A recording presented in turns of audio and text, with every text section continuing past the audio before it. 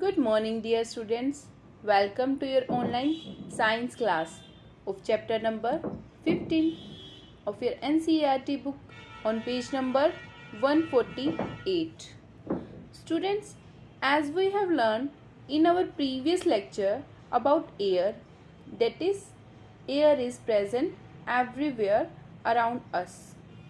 And in today's lecture, I am going to explain a very interesting topic, that is, what is air made up of.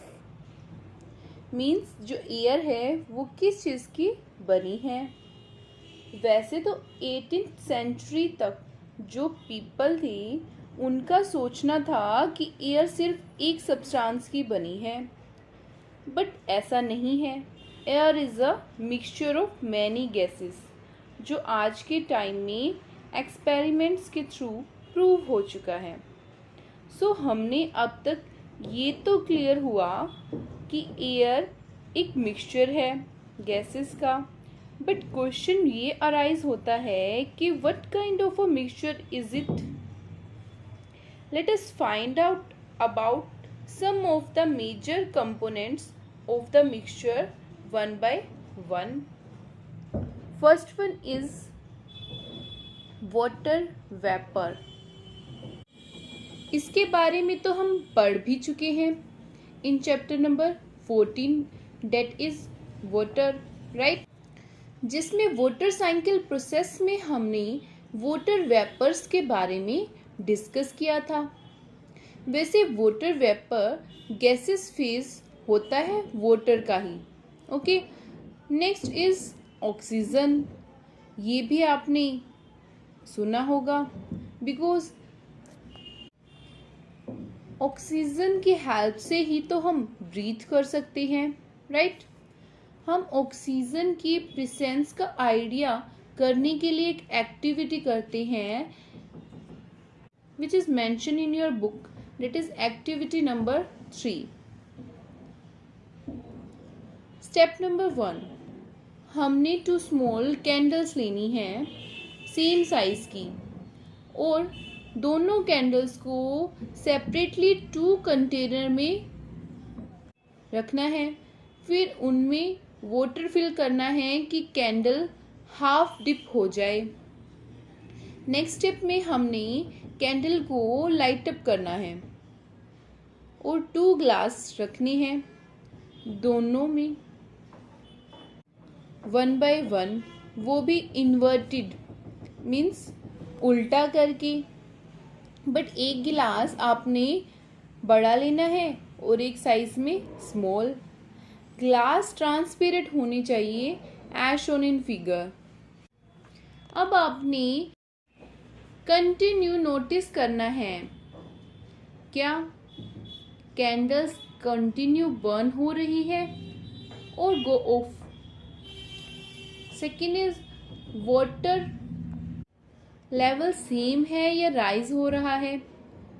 So do you know, जो candle burn होती है वो only oxygen gas की presence में ही burn होती है। Burn होना मीन्स जलना। एज एयर लिमिटेड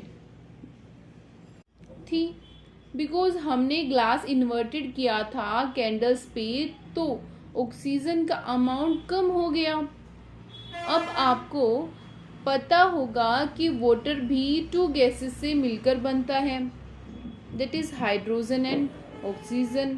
तो जब ग्लास में प्रेजेंट एयर में ऑक्सीजन गैस का अमाउंट खत्म हो जाता है, तब वाटर का लेवल राइज होना स्टार्ट हो जाता है, बिकॉज अब ऑक्सीजन वाटर से यूज हो रही है। मीन्स जो हमें ऑक्सीजन चाहिए वो कहाँ से मिल रही है, वाटर के थ्रू। सो इस एक्टिविटी से हमने आइडिया लगाया कि ऑक्सीजन भी प्रेजेंट है एयर में, राइट। नेक्स्ट क्या है, nitrogen. Now a question is arises that nitrogen gas कहाँ पर होती है, अब ये कहाँ पर यूज होती है। एज आपने एक्टिविटी 3 में ऑब्जर्व किया होगा कि जब एयर में ऑक्सीजन फिनिश हो जाती है तो वहाँ पर फिर भी कोई गैस प्रेजेंट होती है। वो कौन सी गैस है? That's nitrogen gas. और कैंडल ब्लो आउट हो जाती है जब सारी ऑक्सीजन यूज हो जाती है। It means nitrogen gas help नहीं करती लाइट अप करने में। कौन सी गैस करती है? तो ऑक्सीजन करती है। क्लियर? एंड आल्सो सबसे ज्यादा गैस नाइट्रोजन ही है एयर में present. Okay, next is carbon dioxide means CO2। ये इसका केमिकल फॉर्मूला है, हम ऐसे भी इसको राइट कर सकते हैं।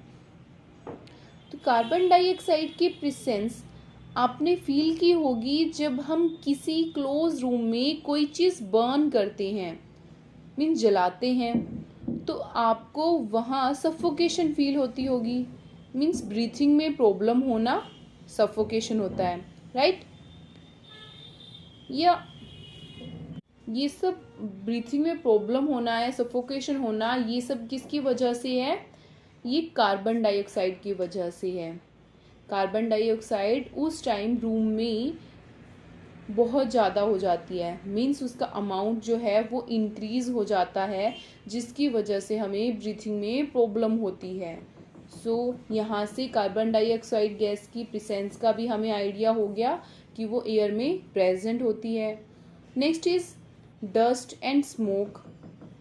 ये आपने ऑब्जर्व किया होगा जब आप किसी फ्यूल को बर्न करते हुए तो उसमें स्मोक फॉर्म होती है। स्मोक मीन्स धुआं।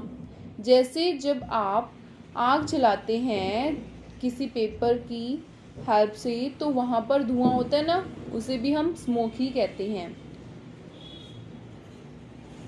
और अब उस स्मोक में क्या क्या प्रेजेंट हो सकता है? उसमें कुछ गैसेस होती हैं और कुछ डस्ट पार्टिकल्स होते हैं। तो स्मोक में क्या क्या प्रेजेंट है? Gases and dust particles.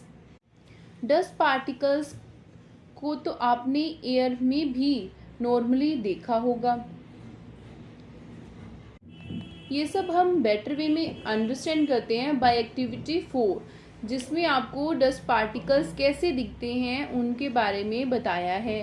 आपने ऑब्जर्व किया होगा या देखा होगा जब किसी क्लोज रूम में सनलाइट के टाइम किसी ओपन विंडो से जो सनलाइट की रेज आती हैं तो वहाँ पर आपको स्मॉल स्मॉल पार्टिकल्स मूव करते हुए दिखाई देते हैं, राइट? सनलाइट के बीम की फॉर्म में कह सकते हैं हम। सिमिलर ऑब्जर्वेशन विंटर के टाइम में दिखाई देती है जब फ्यू सनलाइट रेज आपको ट्रीज के इन बिटवीन जो ब्रांचेस है ना वहाँ से निकलती हुई दिखती है। इससे ये शो होता है कि डस्ट पार्टिकल्स भी एयर में होते हैं प्रेजेंट। वैसे आपको आपके पेरेंट्स से डांट पड़ती होगी जब आप कभी नोज की जगह माउथ से ब्रीथ करते हैं। I am right? Yes, because it's so harmful for you. वो इसलिए होता है बिकॉज जब हम माउथ से ब्रीथ करते हैं तो जो एयर है उसमें डस्ट पार्टिकल्स होते हैं, वो भी हमारे माउथ के थ्रू अंदर चले जाते हैं। बट जब हम नोज से ब्रीथ करते हैं तब ऐसा नहीं होता। वो कैसे? बिकॉज हमारी नोज के इनसाइड वो छोटे छोटे हेयर्स होते हैं, उसमें डस्ट पार्टिकल्स स्टक हो जाते हैं, मीन्स फंस जाते हैं। इसीलिए हम बाथ के टाइम में नोज़ को क्लीन करते हैं बिकॉज वहाँ पर डस्ट पार्टिकल्स स्टक हुए होकर कलेक्ट हो जाते हैं, राइट? और जो हमारे बॉडी के इनसाइड एयर जाती है, जो मीन्स इनहेल करते हैं हम एयर, वो कैसे जाती है? फ्रेश एयर जाती है, उसमें डस्ट पार्टिकल्स प्रेजेंट नहीं होते। कब नहीं होते? जब हम नोज से ब्रीथ करते हैं as compare to our mouth. इसीलिए हमें डांट पड़ती है पेरेंट्स से बिकॉज जब हम माउथ से इनहेल करते हैं एयर को as compare to nose. Clear? So overall हम देखते हैं तो एयर के मिक्सचर में बहुत सारी गैसेस कलेक्ट हो गई हैं। ये सब कंपोजिशन है एयर की। क्या है? कंपोजिशन मीन्स जिनसे मिलकर एयर बनी है उन्हें हम क्या कह देंगे? Compositions of air. These are nitrogen, oxygen, carbon dioxide, water vapours and other gases.